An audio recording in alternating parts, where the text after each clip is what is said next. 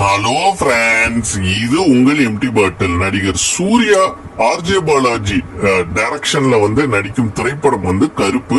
இந்த படம் பாத்தீங்கன்னா சூர்யாவுக்கு சமீப காலமா நிறைய படங்கள் பெருசா ஓடல. பட் ஆர்ஜே பாலாஜி ஓரளவுக்கு கமர்ஷியலா ஹிட் கொடுக்கிற டைரக்டர் அப்படிங்கறதுனால ஒரு எதிர்பார்ப்பு இருக்கு இந்த படத்துக்கு. இந்த படம் முதல்ல பொங்கலுக்கு வரும்னாங்க, அதுக்கு முன்னாடியும் வரும்னாங்க. பட் சோஃபார் இந்த படத்தோட ரிலீஸ் டேட் எப்ப அப்படிங்கறது சூர்யா ரசிகர்களுக்கே ஒரு குழப்பமா இருந்தது. இப்ப இந்த படம் மே 14 அன்று ரிலீஸ் ஆகும் அப்படின்னு சொல்லி அனௌன்ஸ் பண்ணிருக்காங்க.